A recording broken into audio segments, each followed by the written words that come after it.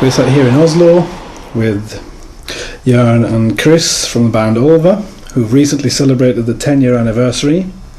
Could you tell us a bit short about how the band started?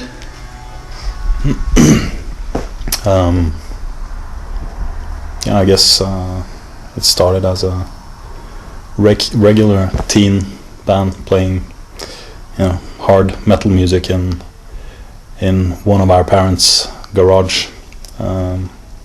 Also, I think the motivation for starting a band was pretty strong at that time due to the black metal thing growing pretty strong in Norway. But there are no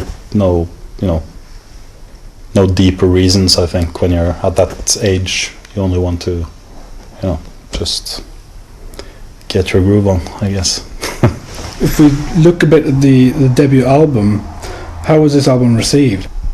It was overall pretty well received, and the band quite rapidly grew into a significant name in the Norwegian black metal underground, as it was back then. But also during the last years, the album has often been categorized as a true classic of that period, of the first kind of inklings of the Norwegian black metal scene.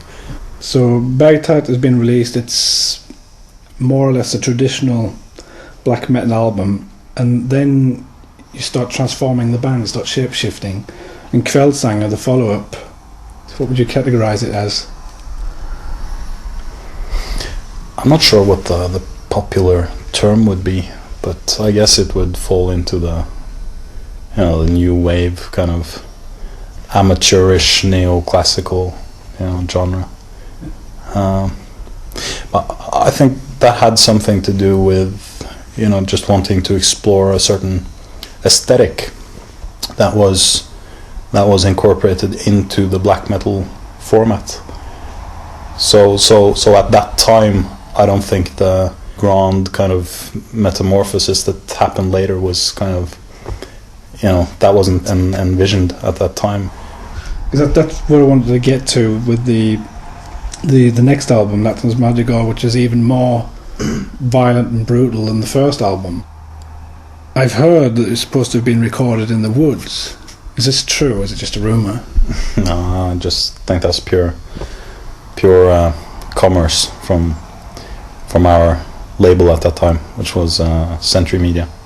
They always use these cheap and superficial arguments in order to push their records and stuff like that. So we could say that you more or less leave that genre and you release the themes from William Blake's Marriages of Heaven and Hell album. This is also the first album that you released through Jester Records, your own label. Why did you want to set up your own label?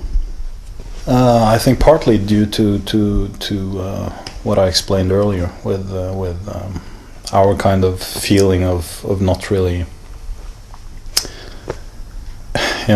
being in the right company with Century Media and all this kind of growing commerce around black metal.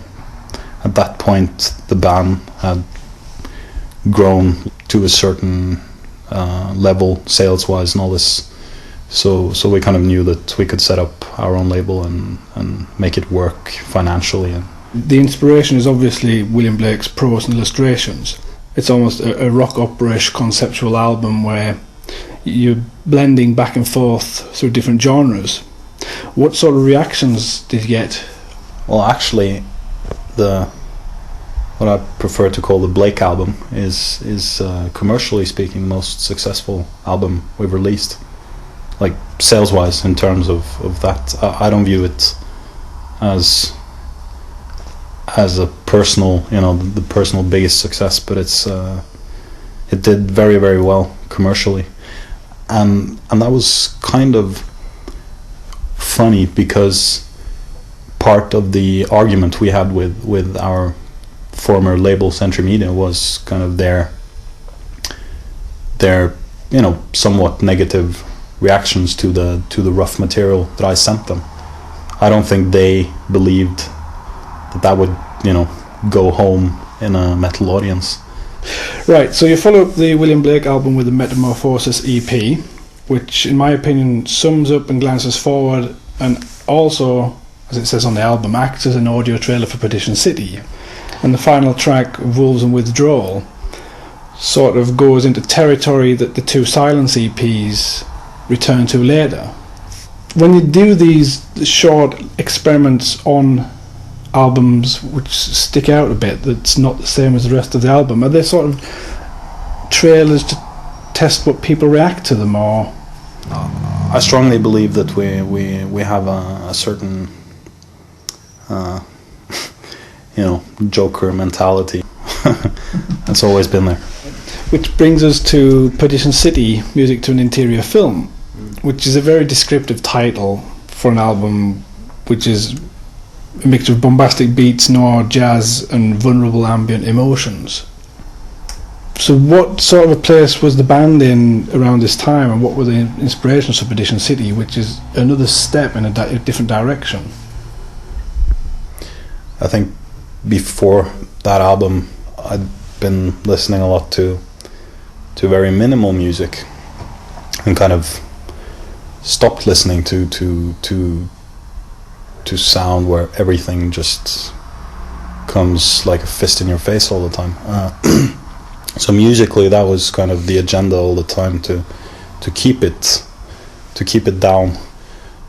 I think maybe the process of making music started taking different directions, probably on the Metamorphosis EP as well, and it kind of you started to work out the music in another way, and it also reflects the outcome in the end. The whole rebellious aspect turned from being very extrovert to, of course, going straight up our own ass. So it all became a very interior process, and the music, of course, reflects that. So it reflects a lot of personal changes. Good, because it brings us more or less up to date with the Lyckantropen themes, but in between there's the two Silence EPs. Yeah.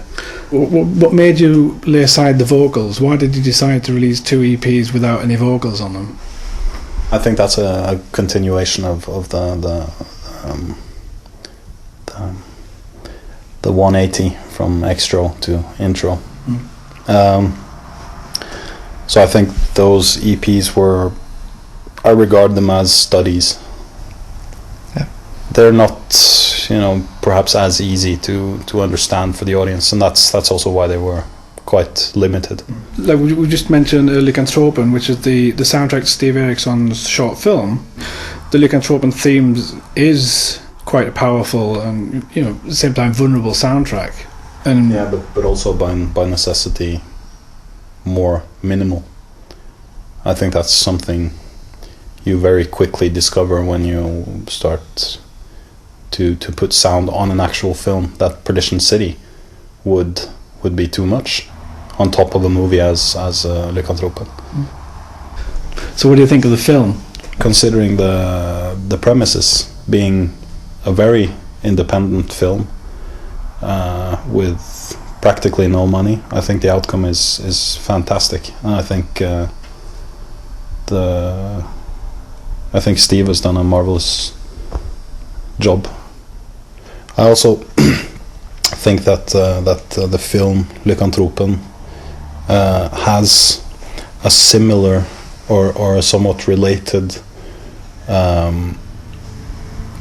way of envisioning things and the effect of things. The film is also pretty subtle, I think, and I think that's similar to the way we think of music. So that's interesting, that combination. Yeah.